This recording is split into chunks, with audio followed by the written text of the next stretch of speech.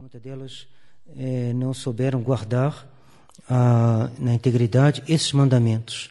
Mas todos têm uma noção desses mandamentos e que há uma certa culpabilidade em infringi-los.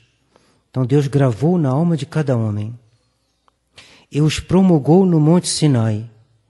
Pois ele os promulgou a Moisés, ele botou por escrito, de tal maneira que essa lei, que a razão pode descobrir sozinha e que de maneira quase espontânea ela descobre, em muitos dos seus aspectos, ao menos, suas grandes linhas, Deus quis que fosse consignado por escrito. Então ele deu essa antiga lei, esses 10 mandamentos, no Monte Sinai, na antiga lei, esculpida em 2 tábuas de pedra. E porque Jesus os confirmou na nova lei. Então, chamados mandamentos de Deus, por quê? Porque é Deus que o imprime na alma, Deus deu a Moisés e que Deus, nosso Senhor, os confirmou. 3 razões, então. Quais são os mandamentos da primeira tábua? Os mandamentos da primeira tábua são os 3 primeiros, que se referem diretamente a Deus e aos deveres que temos para com Ele. Então, 2 tábuas. Primeiro, mandamentos que se referem a Deus. Segunda tábua, os mandamentos se referem ao próximo. Quais são os mandamentos da segunda tábua? Mandamentos da segunda tábua são os últimos 7. Se referem ao próximo e aos deveres que temos para com ele.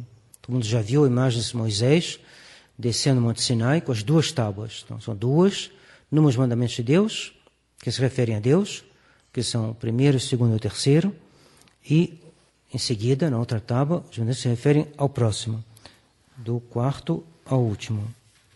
Somos obrigados a observar os mandamentos de Deus? Sim. Somos todos obrigados a observar os mandamentos, porque todos devemos viver segundo a vontade de Deus, que nos criou, e basta transgredirmos gravemente um só deles para merecermos o inferno. Proposição odiada, abominada pelos liberais. Liberais têm horror dos mandamentos de Deus. Eles querem ser livres. Eles não suportam a ideia de uma lei que esteja acima deles. Então eles dizem que a dignidade humana e que o mundo agora chegou a uma idade de madura, o cristão adulto, o homem adulto, o mundo adulto, que decide ele mesmo o que convém e o que não convém. É o pecado de Adão e Eva, da ciência do bem e do mal. Comer o fruto da ciência do bem e do mal é determinar por si mesmo o que é bom e o que é ruim. Que era a ciência do bem e do mal. Quem tem a ciência do bem e do mal, quem é? É Deus. Deus nos revelou, Deus botou ela na nossa, imprimiu na alma de cada homem, pelo uso da razão, mas o liberal quer estar livre. Então ele quer estar livre também em relação a tudo e, é claro, em relação aos 10 mandamentos. Podemos observar os mandamentos? Podemos, sem dúvida, observar os mandamentos da lei de Deus, porque Deus não nos manda nenhuma coisa impossível e dá a graça para observar a quem a pede devidamente. Ah, mas é muito difícil. Faça o que você pode e peça o que você não pode para que você possa, diz Santo Agostinho. Então, tem coisas que a gente não consegue? Pede. Pede para que você possa. E Deus lhe dará. Então, é o que está escrito aqui, Deus dá a graça de os observar a quem a pede devidamente. Foi toda parte do Pai Nosso. Venha a nós o vosso reino, que vós reinais na minha alma, na minha vida, nos meus pensamentos, em tudo. E Deus dá essa graça a quem pede devidamente. Que se deve considerar em cada mandamento? Em cada mandamento deve-se considerar a parte positiva e a parte negativa. Isto é, o que nos é ordenado e que nos é proibido. Então, para cada mandamento, tem uma parte que a gente deve aplicar, fazer, e outra parte que a gente deve se abster de fazer. Então, aquilo que é ordenado fazer e aquilo que é proibido fazer. Primeiro, os dois mandamentos se referem a Deus. Do primeiro mandamento, a lei de Deus. Vamos só começar para não nos estender muito. A gente vai devagarzinho. Porque disse o Senhor, antes de digitar os mandamentos, eu sou o Senhor teu Deus. Antes de promulgar os seus mandamentos, Deus disse, eu sou o Senhor teu Deus. Para que saibamos que Deus, sendo o nosso Criador e Senhor, pode mandar o que quiser. E nós, criaturas suas, somos obrigados a obedecer-lhe. Os liberais não suportam essa frase. Não suportam. Porque o liberalismo não é outra coisa, senão uma participação à revolta de Lúcifer. Eu não servirei. E quando Deus diz, eu sou o Senhor teu Deus, isto é, eu sou o Criador e Senhor e posso mandar o que eu quero, revolta. Quando Deus manda a Abraão, me imola o teu filho Isaac, Abraão pegou Isaac e subiu no Monte Mória para oferecer-lhe um sacrifício. Quando ele levantou o punhal, um anjo apareceu e falou, Abraão, não toque o menino, Deus queria ver a sua fé. Por que Abraão obedeceu? Que Deus é o Senhor, dono da vida. Deus pode mandar o que Ele quer. Deus não manda nada contrário à sabedoria, mas o que pode parecer uma coisa que a gente não entende, se ela vem de Deus, ela é sábia. E Deus manda a gente alguma coisa que a gente não entende, a gente deve obedecer, porque a sabedoria de Deus é maior do que a nossa. Eu não devo medir Deus à minha medida, mas é Deus que me mede segundo a medida dele. E se uma pessoa não entende por que não pode fazer aborto, por que não pode usar a pílula anticoncepcional, que ela obedeça, mesmo sem entender. Tem pessoas que estão tão impregnadas do mundo moderno que acabam não entendendo. Não entendo. Por que tem que vir à missa ao domingo? Obedeça. Deus é o Senhor. Não podia ser outro dia? Podia. Mas Deus, através da sua igreja, determinou que é o domingo. Mas eu prefiro o sábado. Não, não é o sábado, é o domingo. Eu prefiro a quinta-feira, mas não é quinta-feira, é domingo. Por quê? Deus pode mandar isso? Claro que pode. Ele é o Criador. Então Deus começa dizendo, eu sou o Senhor teu Deus. E nós somos criaturas. Somos obrigados a obedecer-lhe. Que nos ordena Deus com as palavras do primeiro mandamento, amar a Deus sobre todas as coisas. Com as palavras do primeiro mandamento, amar a Deus sobre todas as coisas, Deus nos ordena que o reconhecemos, adoremos, amemos e sirvamos a Ele só, como nosso soberano Senhor. Quando houve a reunião de Assis, Monsenhor Lefebvre e Dom Antônio disseram um gravíssimo pecado contra o primeiro mandamento. O que ordena o primeiro mandamento? Que reconheçamos, adoremos, amemos, sirvamos a Ele só. Então, se você convida uma porção de religiões e diz, faça o seu culto e cada um adore o seu Deus, está indo contra o primeiro mandamento. Mas não falou dessa maneira, mas foi dessa maneira que aconteceu.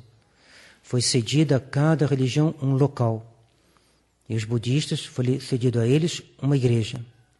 Eles botaram a estátua de Buda em cima do sacrário. E fizeram o seu culto diante da estátua de Buda. Vai contra o primeiro mandamento da lei de Deus. A gente não pode ceder uma igreja católica a um pagão que adora um falso Deus. Vai contra o primeiro mandamento da lei de Deus. O cardeal Odi estava presente, falou, fiquei horrorizado, mas não tive coragem de intervir. Bom, mais ou menos, ficou horrorizado, claro que deve ficar horrorizado.